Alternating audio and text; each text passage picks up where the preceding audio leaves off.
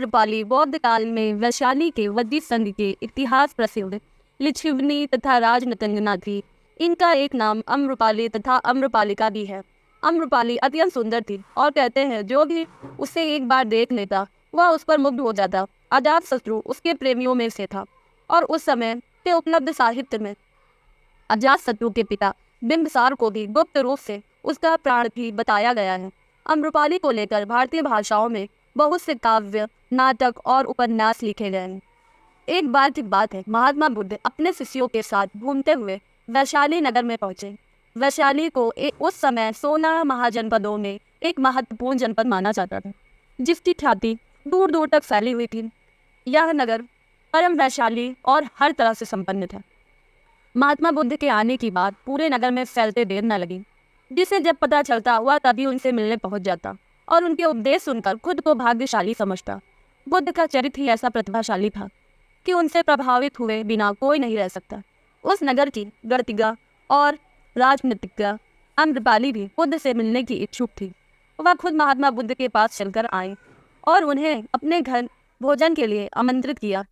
उसने इतने सरल और प्रेम भाव से बुद्ध से विनती की कि बुद्ध मना नहीं कर सके। जब यह बात उनके शिष्यों को पता चलती है कि महात्मा बुद्ध ने एक गणतिज्ञा का आमंत्रण स्वीकार किया है, तो सबने इसका विरोध किया। महात्मा बुद्ध ने बड़ी सरलता से अपने शिष्यों से कहा, मैंने तो उसकी प्रेम भावना देखी। उसने जिस भावना से मुझे बुलाया वह बिल्कुल पवित्र और निश्चल है। वह आज मुझसे मिलने एक वैश्या बनकर नहीं आई, बल्कि एक भक्ति भाव से आई थी। फिर भला मैं कैसे उसका आमंत्रण स्वीकार न करता, वह चाहे एक वैश्या हो या फिर कोई सन्यासी। यथा समय बुद्ध आम्रपाली के घर भोजन के लिए गए। वह पहले से ही भोजन की सारी व्यवस्था करके भगवान बुद्ध के आने की राह देख रही थी और उसके मन में यह विचार भी आ रहा था कि कहीं बुद्ध अपनी बात से मुकर तो नहीं गए।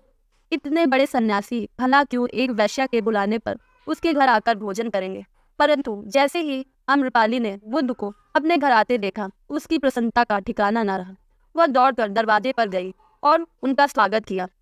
खुद अपने हाथों से भोजन परोसा और उनकी आवभगत की। महात्मा बुद्ध के शिष्यों ने जो उनके साथ गए हुए थे, जब एक वैश्या को जिसके कदमों में खुद सम्राट बिंबिसार से लेकर अजातशत्रु थे, पूरी वैशाली जिनकी एक झलक पाने के लिए तरसती थी, उसे एक सन्यासी के लिए ऐसा व्यवहार करते देख बुद्ध के शिष्यों के मन में अपने गुरु के लिए सम्मान और ज्यादा बढ़ गया।